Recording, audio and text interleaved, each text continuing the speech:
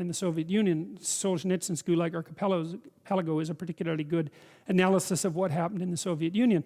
And his conclusion, and it's a 2,100 page conclusion, and it's like hammered home with a hammer. It's a book that everyone should read, you know, assuming that you can read a 2,100 page scream, because that's basically what it is. You know, first of all, what he does is document just how terrible things were in the Soviet Union between 1919 and 1959. And no matter how terrible you think they were, unless you know the stories, they were a lot more terrible than that. And they were terrible personally, because everyone lied. They were terrible in families, because 2 out of 5 people were government informers. They were terrible among friends, because no one could tell each other the truth. They were terrible socially, because the whole system was corrupt and ran on slave labor. And they were terrible philosophically, because the doctrine of man upon which the state was founded was hopeless and nihilistic. And they were murderous, destructive, and genocidal. It's like they got it wrong at every single level of analysis simultaneously. And the question is, why? And Solzhenitsyn's answer, and to some degree Viktor Frankl's answer as well, and Václav Havel, and I would say also Nelson Mandela and Gandhi, they all ended up in the same conceptual sphere. And the answer was because individual people lived crooked lives. Because individual people swallowed lies and spoke them and didn't stand up for the truth. And the corruption that spread from each individual pulled the entire state mechanism into that corruption and made everything into hell. You know, there are other theories.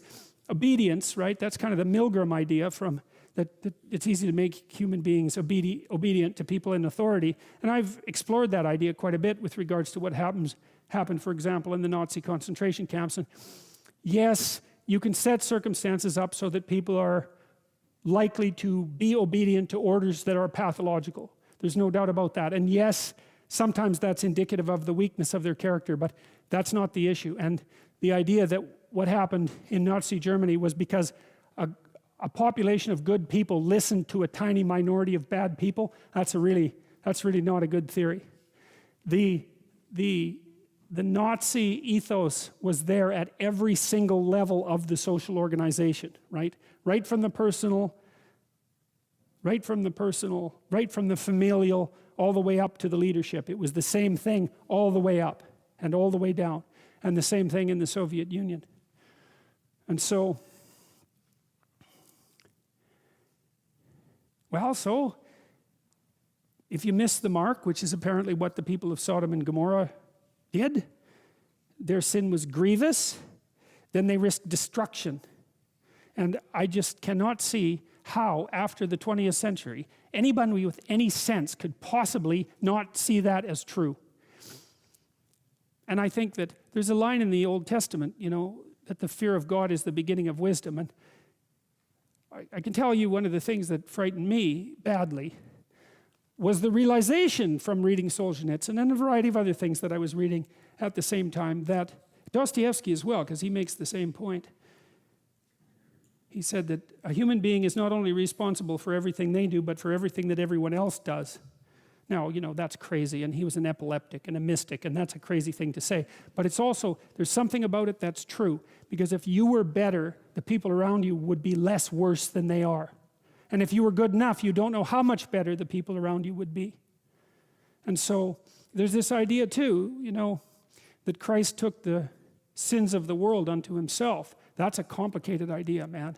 I wrestled with that one for a very long time, but I think I figured out, at least in part, what it means. It meant that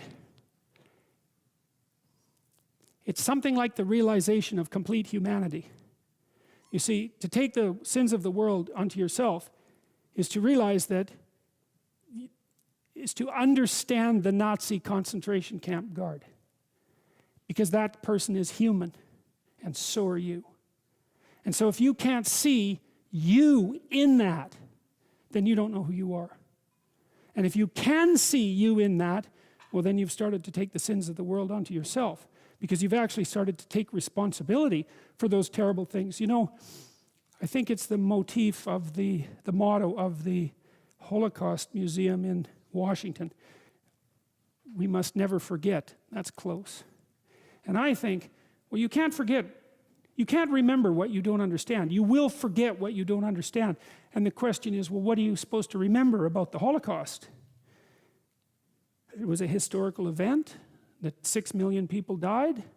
That's not what's to remember. What's to remember is that's what people can do.